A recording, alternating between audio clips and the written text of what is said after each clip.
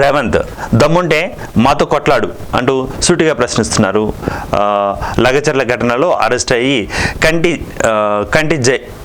కంది జైల్లో ఉన్న రైతులను శుక్రవారం ఆయన పరామర్శించారు. వారితో పాటు కలిసి పరామర్శించి వారి యొక్క సమస్యలు ఏవైతే ఉన్నాయో, తన దృష్టికి ఏవైతే వచ్చాయో అవి కూడా మరి ఇక్కడ ఎక్స్ప్లెయిన్ చేస్తున్నారు మీడియాకి కేటీఆర్ గారు. దానికి సంబంధించిన వార్తా కథనంలో మనం గమనించవచ్చు. సో రేవంత్ దమ్ముంటే మాతో కొట్లాడు, వీళ్ళతో కాదు అంటూ మా మీద కోపంతో రైతులను కష్టపెట్టద్దు, లగచర్ల బాధితుల కన్నీటిలో కొట్టుకుపోతావు అంటూ కూడా వార్తా కథనంలో మనం గమనించవచ్చు.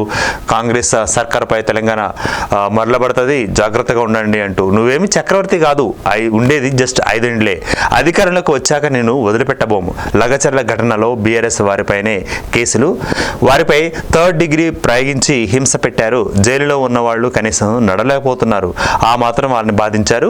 లగచర్ల బాధితులకు కేసీఆర్ బీఆర్ఎస్ అండ ఉంటుంది అంటూ వారు చెప్పారు. రైతులకు బెయిల్ వచ్చే వరకు పోరాడతామంటూ బీఆర్ఎస్ కార్యనిర్వాహక అధ్యక్షుడు కేటీఆర్ కంది జైలు నుంచి లగచర్ల రైతులకు పరామర్శించిన సందర్భంగా చేసిన వ్యాఖ్యలు.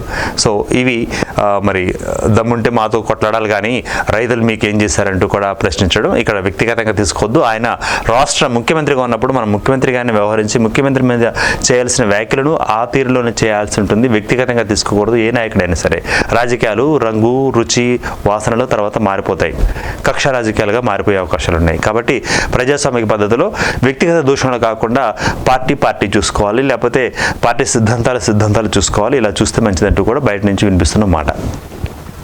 ఇక రైతులది ధర్మాగ్రహం అంటూ మరొక వ్యాఖ్య కూడా చేశారు.